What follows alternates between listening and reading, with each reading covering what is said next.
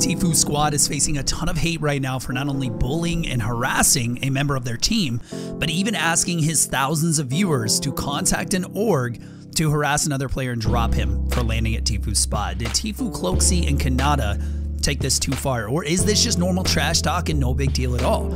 Either way, this does look pretty bad. I'm your second favorite PE teacher, Denver. Hit like and subscribe right now, and leave a comment telling me if you watch Tfue stream and why you do that or why you don't watch. I'm really curious what you guys think, since I hear a lot of people say he's just like toxic now, he's always complaining and stuff. I don't even know, is that even true, or are there just a lot of haters out there? But use code thatdenverguyYT in the item shop, and let's get right into it. Tfue's team is himself, Cloakzy, Khanada, and a member who has apparently been bullied to a point where he seems to want to quit, Liquid Fiber. But he seems to have made some really bad mistakes, so you have to see in the clips who's right and who's wrong. A Reddit post popped up saying, "What just happened in Tfue's squad?" and a picture of Fiber saying this in Twitch chat: "Yes, it's my fault. I don't give a bleep anymore. You have to be the worst teammate I have ever played with, you immature little kid." If this seems out of nowhere to you, this has been apparently going on for a long time, where no matter what happens, it seems like Fiber is the one to blame. But is it actually all Fiber's fault? Watch Tfue check in the replay to see how Fiber died, and his reaction says it all. Just before we get to Tfue's squad being toxic to another team and actually telling his thousands of viewers to contact an org about this player. This seems a little too far though. Check this out.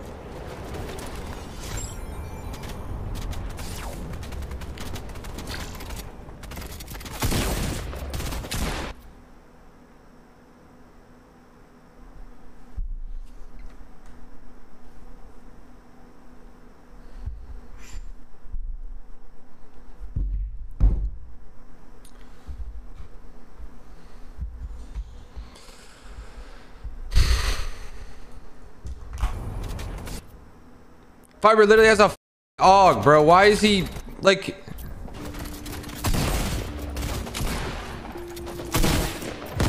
So should Fiber have went in to try to box fight when the team would have been basically free kills? I mean, it wasn't a good play at all, but Fiber admits that. He apparently always does admit when he's wrong, but that doesn't stop his team from constantly ragging on him, telling him you're trash kid and stuff like that. And I guess it just finally got to Fiber, but Reddit is defending Fiber, saying, "Facts, respect to Fiber." And one user said, "Yep, I'm 100% on Fiber's side. This entire squad always rags on him. He takes it on the chin and doesn't make excuses.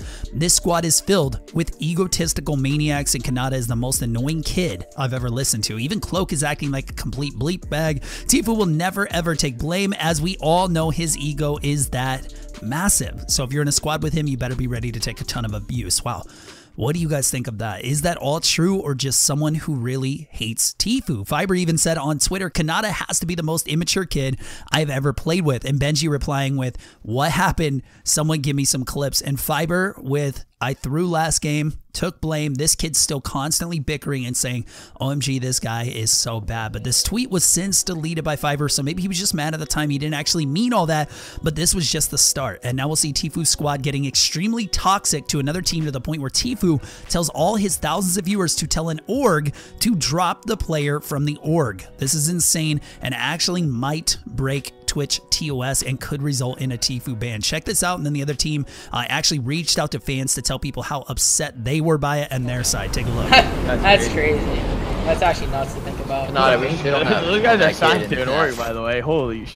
So I edited it, and you dropped down and you just doubled it. I just bumped him. And then I turn around and I 150 that kid. Like, What org are they on? Because I want to contact that org. LG. It's on Loser Gaming. Yeah, Loser Gaming. Oh, hey, don't clown the org. Don't clown the org. We don't clown the org. We just clown players. You're right. I mean, the org picked up that player, so. You qualified for the World Cup, you know? No, he did. No, Some people. Wait, he didn't? No, he didn't. Dude, he was my duo partner. I feel bad for LG, dude. Like, having someone like that to represent your team kind of sucks. Crazy. Yeah, that's honestly like a really bad look on LG. Yeah. Like having just trying to grief us. Yeah. Everybody in my chat hit up Steve from LG and tell him. No, wait, maybe we should be thanking them on Twitter. You know? Like free points? No, not free points. Yeah, those guys were free. Yeah, that round they were. Last game they griefed us, but you know. It's literally 4-0. That's the funny thing. It's 4-0 on these kids. Oh my god. Imagine landing here after dying 4 times. I'm actually so heated right now. Holy shit. We're good. We're good. We're good. We're good. So we'll check out the other team's reaction in just a second. But I don't think Tfue understands how big of a deal it is to tell your community to go do something against another person. That is called witch hunting and can get you banned from just about every social platform out there. And this is exactly what the team responded with. How is this not witch hunting? By Blastamasta saying, my squad has been going steamy for 4 weeks now. We're already qualified on consistency and have to use this tournament basically as practice because 3 of us aren't even in prac. We want to know exactly how well we play the drop going into heats and where we can improve. Tfue's squad is actually so upset, he literally tells his stream to tweet the owner of LG to drop my teammate. None of us are content creators, none of us are active on social media, and they go on and on about clout farming, griefing, etc. There isn't an open spot for every team on the map. Being contested and contesting is part of the game. I've attached the clip. It's nuts. People get away with this type of stuff on such a big platform. And this had me curious, so I looked up Twitch rules, and all I can say is, uh-oh,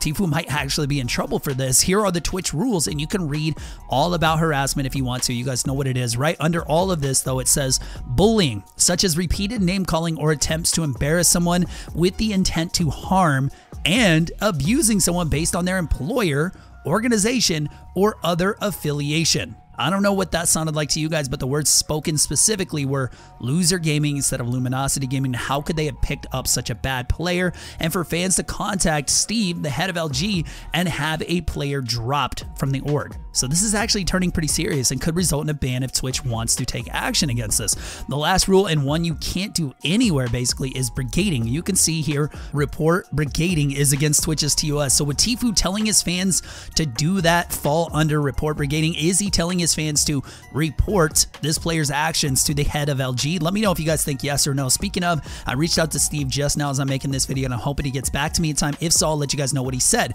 And I was just wondering if Tfue's fans did actually try to contact him and what his thoughts were on the witch hunt accusations. But Tfue did continue on. And again, this could be just trash talk. I mean, I don't watch this personally and think, wow, this is so mean, or maybe this is, you know, it falls under harassment and bullying. But think again, he does this in front of tens of thousands of people. And just imagine if you were the one he was doing this to in front of that many people. Would it then feel like harassment and bullying? Would you be cool with this? Check it out here. I wonder how Neferex's team did the last 2 games. I wonder how many points they have. I'm going to check real quick, actually. Where is it? Is it Fortnite.com? Fortnite Tracker. Yeah, Fortnite Tracker. I'm going to see how many points they have. Let's see. Yeah. Week 4 FCSNA East. Yeah. Where they at? I didn't know I went to Dunkin' Donuts. Oh, what's that?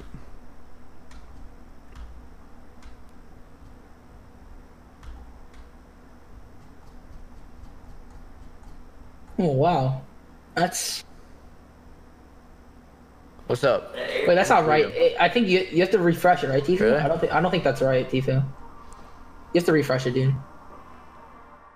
So maybe not that big of a deal to some of you guys. And I just try to think if that was me being laughed at for 25th place, which is still, it said top 1% in the world. How would I react to that though? And especially react to hearing, you know, that many people might contact my boss basically and tell me to kick me off of my org. This was Twitch chat while this was happening, probably as you'd expect, but I don't know. Is that regular trash talk again, or did it go further than just regular trash talk? Toto Marshall says landing in a certain spot is griefing apparently. I never understand how teams like Tfue's just expect to loot an entire POI and you're not allowed to fight them because they own the spot. Such childish, egotistical behavior. The map is only so big. If they switch to a different spot, they'd be griefing another team. Getting a free ride to endgame isn't how it works. What are you guys' thoughts on teams that drop on the same locations? Is that part of the game, or is it griefing? Rowan M1 added, how Tfue acted today was disgusting.